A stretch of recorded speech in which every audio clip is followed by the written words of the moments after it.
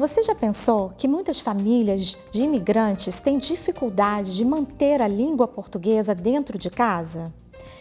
Hoje nós vamos falar sobre isso, a importância da manutenção da língua portuguesa como língua de herança para famílias de imigrantes.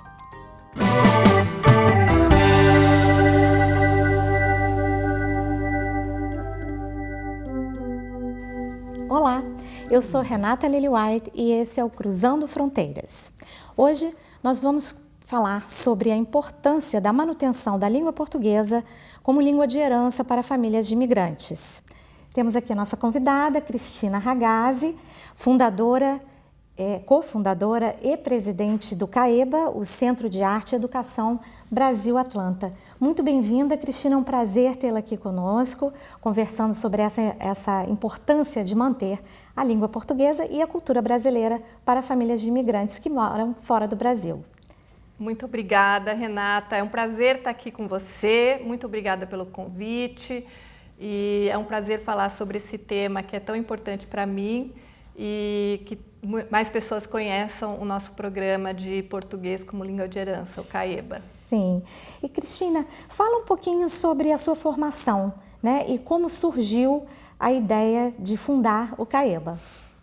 Então, bom, primeiro sobre a minha formação, eu sou de São Paulo, eu nasci em São Paulo e cresci em Campinas e, na verdade, a minha história é um pouco ao contrário, porque eu aprendi o português, né, no Brasil e o inglês e o espanhol eram os meus idiomas de herança.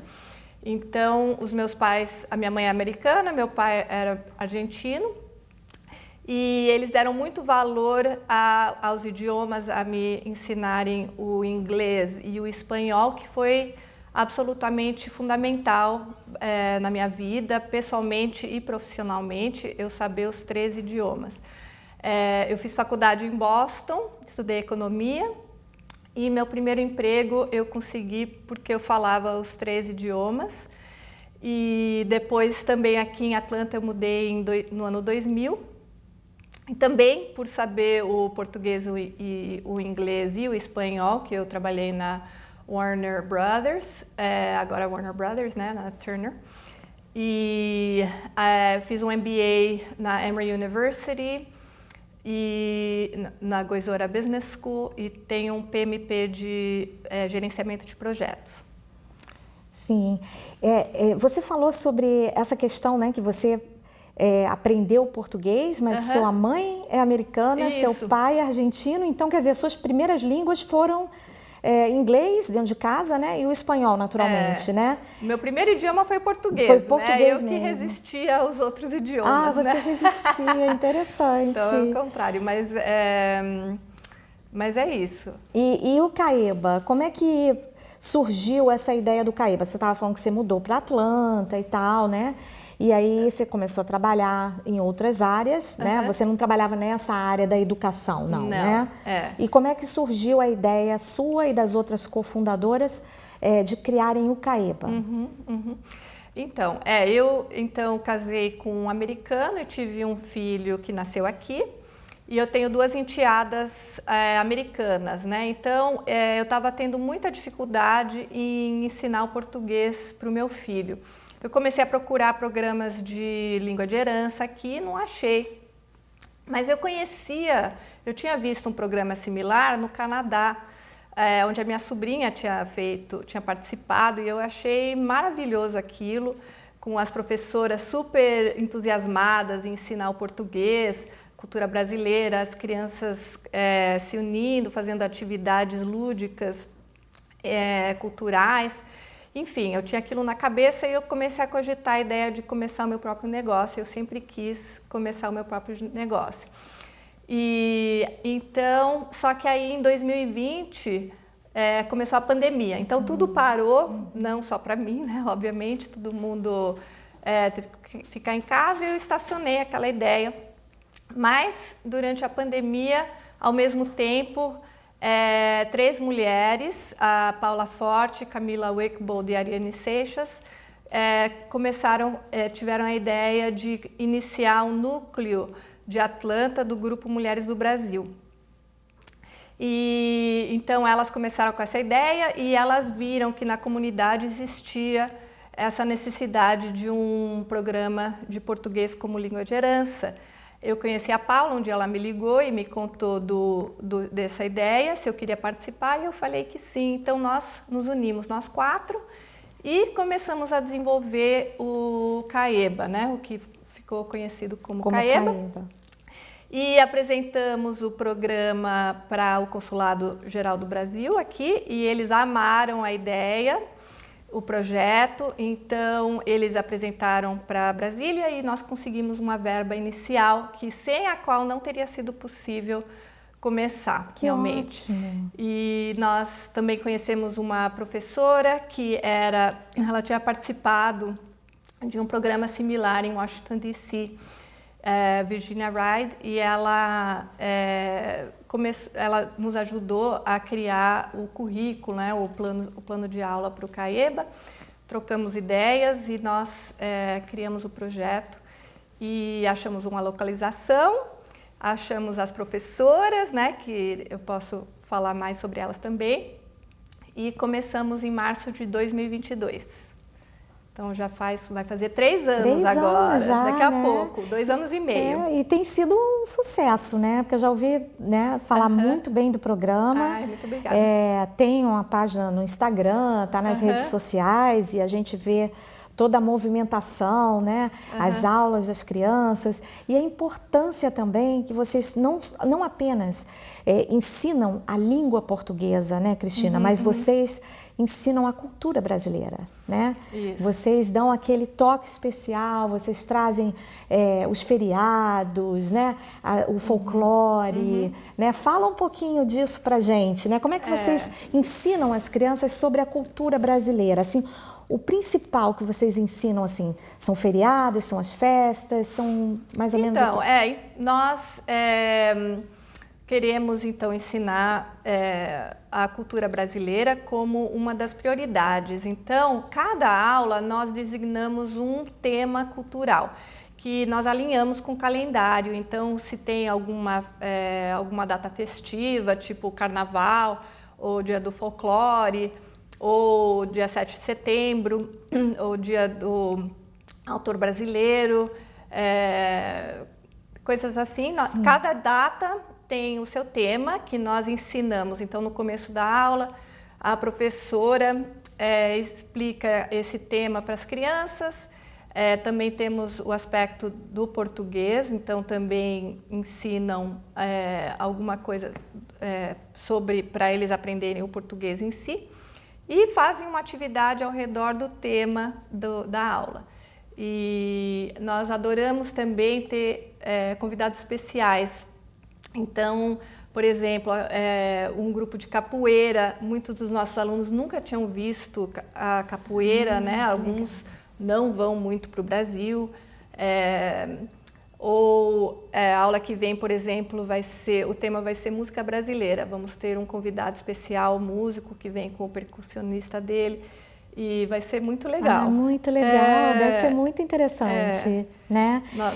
E me fala um pouquinho, Cristina, assim, como é que tem sido a receptividade, qual o resultado também do ensinamento que as crianças recebem no CAEBA, né, em casa? Os pais comentam que está melhorando, que as crianças já conseguem se comunicar um pouco melhor em português. Temos também aquela questão de, muitas vezes, o parente, né, que vem do Brasil, a avó, o avô, o tio, a tia, que muitas vezes não são fluentes em inglês e vem visitar, ou vice-versa, né? A criança vai de férias ao Brasil com a família e ele não consegue se comunicar em português. Eu sei porque eu tive isso, né, na minha própria família, por um bom tempo. A minha filha não falava muito português, né, e aí eu coloquei numa aula e tudo. Ainda não existia o CAEBA, né, mas eu encontrei uma opção para ela, que foi até na época online, e ela começou a se interessar pelo português, né, e foi indo. Vocês têm visto isso no dia a dia, essa experiência, os pais contando, as crianças contando, eu já consigo falar com meu avô, minha avó, meus tios? né? Como é que é? Então, bom, pra gente é assim uma realização ir todos os sábados lá e ver as crianças aprendendo português ou sobre o tema, né, que estamos ensinando e ver eles conversando, ou tentando falar. Então, realmente é um desafio também. Sim. Não vou mentir, porque tem algumas crianças que falam extremamente bem e algumas que falam pouco, entendem, mas não falam muito. Misturam, né? Também então, muito português, a gente sempre tenta puxar eles, a gente fala para os que falam melhor, conversa com ele em português, não deixa... às vezes eles querem falar inglês, a gente fala, não, puxa ele para falar só o português. E os pais, eu tenho recebido feedback muito bom, falando, não desista, né? Vamos continuar crescendo, tem sido ótimo.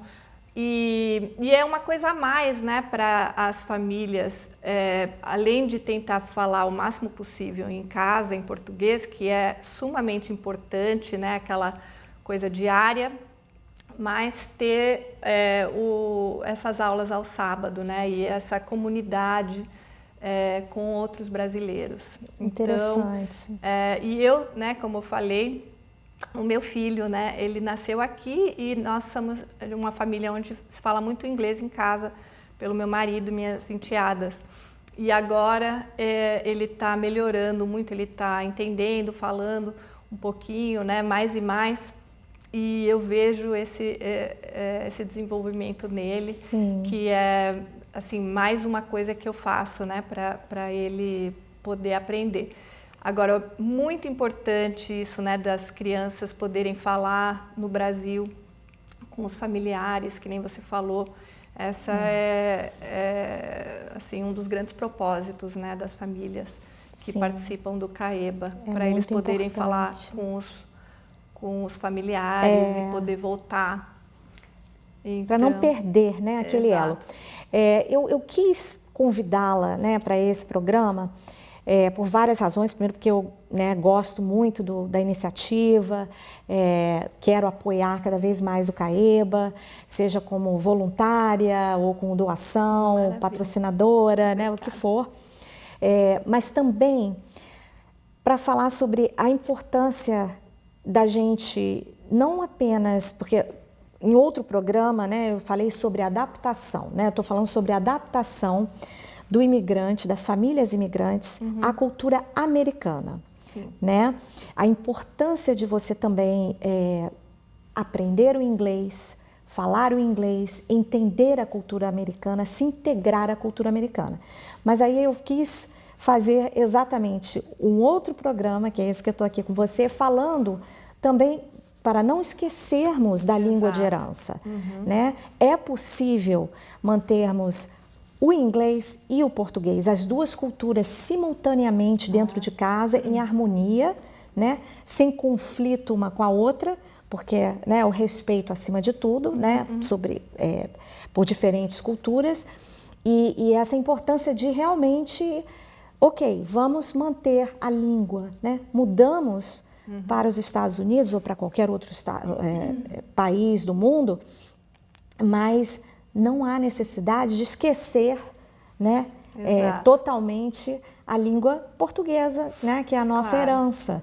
E as vantagens, sem falar nas vantagens que isso traz em termos de trabalho, como você mesma mencionou no começo, que você conseguiu mais de um trabalho justamente por falar 3 línguas, né? O inglês, o espanhol e o português. Exato. O português está se tornando cada vez mais uma língua falada aqui nos Estados Unidos, né? Já é a 3ª língua mais falada em alguns estados, acho que inclusive na Flórida, depois do espanhol.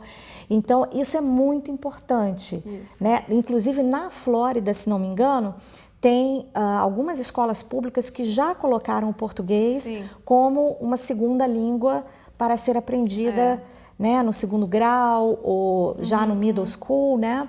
Exato. Aqui em Atlanta, na Geórgia, ainda não temos o português assim, né?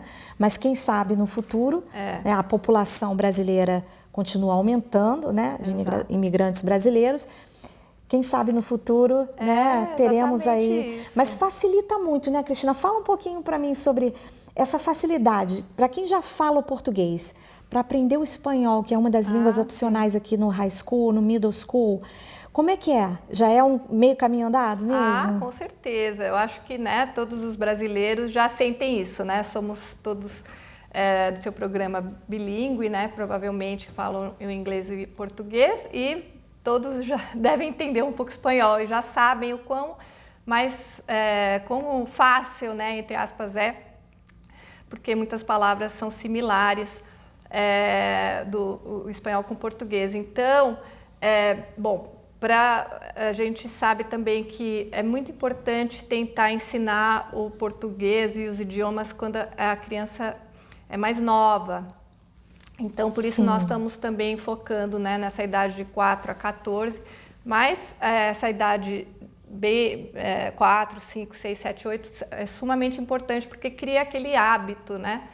E depois aqui o espanhol é muito importante. O fato de eu saber o português fluentemente, eu também falava espanhol, mas quando eu cheguei nos Estados Unidos e falava espanhol, isso me abriu várias oportunidades, assim, pessoalmente de amizade. Você conhece pessoas e já se identifica, né, com pessoas de todos os países da América Latina e depois da Espanha, de Portugal. Então, realmente abre uma dimensão imensa saber o português e depois o espanhol também. E aí, também falando um pouquinho do que você mencionou, de criar um programa em português nas escolas públicas, né? Isso seria o próximo passo para a gente, né? Nós temos nós temos 3 professoras que são pedagogas, estudaram pedagogia no Brasil e têm mais de 10 anos de experiência. Agora, com o Caíba, eu estou conhecendo mais e mais professoras em áreas diferentes de Atlanta. Então, eu acho que existe realmente a oportunidade de expandir o Caíba e nessa área, né, de criar um programa nas escolas públicas. Então, estamos estudando, né, qual seria a melhor região para criar isso. E você falou que o consulado foi, né, um dos maiores apoiadores, né? E como é que está sendo a receptividade também na comunidade, né? Lógico que é importantíssimo a participação da comunidade, né? Como voluntários, como, né, com donations também, né? Doações e tudo. Você tem recebido doações? Como é que tem sido feita essa campanha, né, de suporte, de apoio ao Caíba? Sim. Então, é uma área que nós precisamos realmente continuar crescendo agora. Nós vamos criar uma campanha agora de apoiadores em novembro, né, no final de ano, né? E realmente precisamos de mais apoiadores. Nós queremos atingir empresas brasileiras, né, que têm esse interesse mútuo também, né? Ou de empresas que estão aqui nos Estados Unidos, mas onde são iniciadas e fundadas por brasileiros que se interessam pelo nosso programa, né? Que nós temos todos a mesma missão.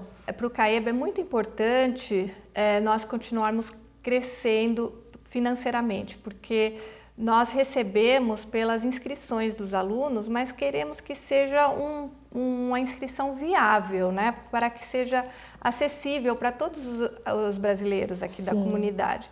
Então, com essa verba, nós pagamos as professoras e a localização, materiais, livros, etc. Mas nós realmente precisamos de mais fundos e mais apoio para poder providenciar livros. Por exemplo, a Rotary Brasil Atlanta, a Rotary Club Brasil Atlanta, eles nos deram um grant, né, um apoio, onde investimos em livros da biblioteca. Então, com essa verba e mais outros doadores, nós temos mais de 500 livros em português. Ai, que beleza. É maravilhoso. E eu tenho livros para doar, eu vou doar. Então. Quem tiver livros para doar em português, material em português, né? Procurem lá o CAEBA e façam sua doação, né? Isso é muito importante para apoiar. Então, nós queremos continuar crescendo o número de alunos e em apoiadores também. Então, esperamos que as pessoas conheçam mais e mais nosso programa, que possamos conversar com essas empresas que tenham a mesma missão que a gente e possam nos ajudar. Sim. Cristina, agora fala pra gente, então, objetivos, planos para o futuro do CAEBA e a localização, onde que as pessoas interessadas podem inscrever os seus filhos para participarem das aulas. Então, bom, nossos objetivos são continuar crescendo. Agora estamos com média de 25 alunos, mas aonde nós estamos localizados agora temos espaço para crescer. Temos mais professoras também, se tiver um número de alunos maior. Estamos estudando a ideia de criar um programa online também. Ótimo. Mas isso existe também um certo investimento. E também criar um programa de after school. Então, que seria, né, das crianças, depois da aula de segunda a sexta, ter um local para ir, para falarem o português dentro do nosso programa. Então, temos com essas ideias que estamos desenvolvendo nesse momento. Queremos também oferecer o que é conhecido como o inglês, né, Seal of Biliteracy, que são para crianças mais velhas no geral, que assim eles têm um selo, né, o Seal, de ser bilíngue. Então isso pode ajudá-los a entrar em alguma faculdade e nós queremos oferecer ter um local para oferecer essa prova que podemos oferecer para pessoas, para crianças, não necessariamente inscritas no CAEBA, mas para as pessoas conhecerem e nós podermos ensinar o português para que elas possam passar nessa prova, né? Outro objetivo é continuar crescendo a nossa biblioteca. O CAEBA dá muito valor à leitura, as crianças levarem os livros para casa, para eles lerem em casa com os pais. E queremos continuar colaborando com o Little Brasil, né, a fundação, né, do Little Brasil aqui, para nós podermos também estar na localização que for encontrada. E, bom, então é isso, continuar crescendo e ter mais apoiadores. Isso aí. Muita sorte para você. Muito obrigada. Localização, dá um endereço aqui para gente. Do CAEBA, nesse momento, está onde? Onde é que está localizado o CAEBA? Agora está em East Cobb, Marietta. Então, fica na esquina da Johnson Ferry com a Post Oak Street. E temos umas salas de aulas lá. E estamos querendo expandir também para outros locais, se a gente conseguir crescer. Estamos abertos e continuar crescendo. O website é www.caeba.org. E eu também queria adicionar que nós somos uma ONG, então qualquer apoio que a gente receber é descontável, né?